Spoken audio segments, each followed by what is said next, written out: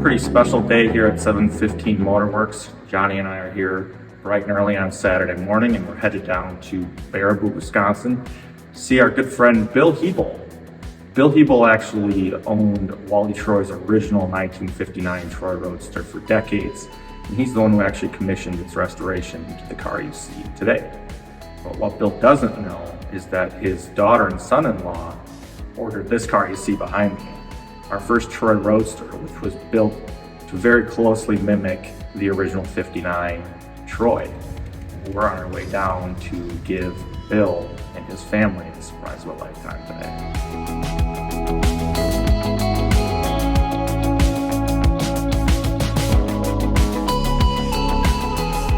So what does Bill think you're doing today?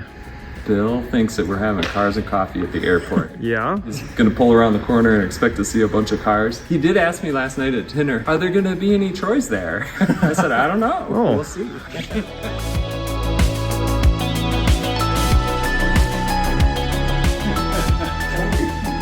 Well, hey, Bill. Hey there.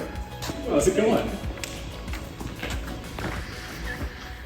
It's doing good. What's going on? We brought a couple cars down.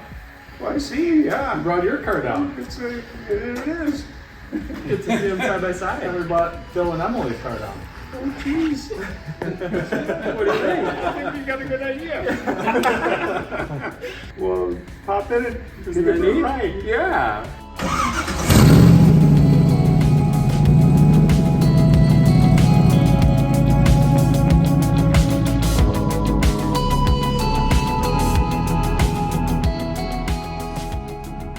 You ordered that when?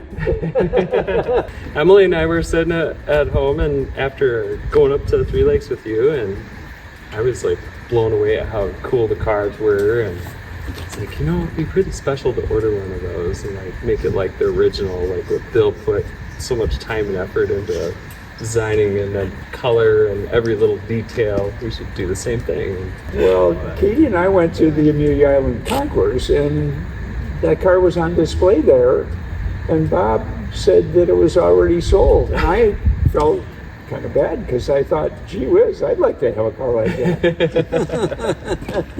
Well, now you do. Yeah. So Bill, what'd you think when you saw it? Well, as a child, I worshipped Hot Rod Magazine. And in 1960, I think probably when I was in high school, in study hall, I saw this car featured in the October issue. In 1975, I happened to be going through some of those old issues and saw the Troy and thought, I wonder whatever happened to it.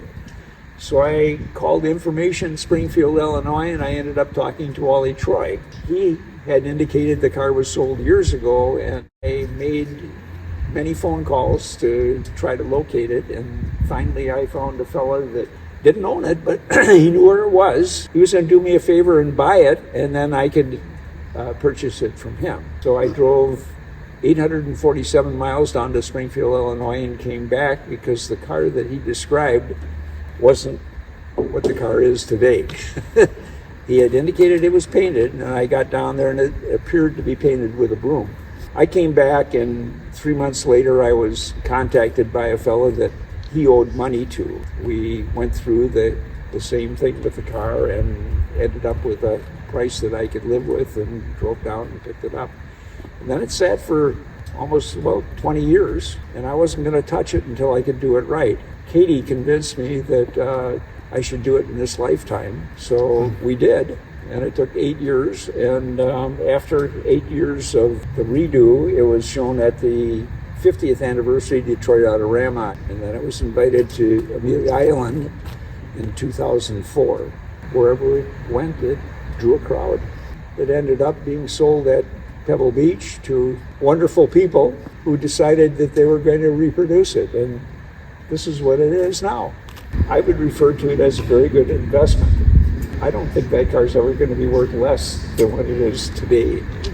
But the friendship that we've gotten from it is pretty unbelievable.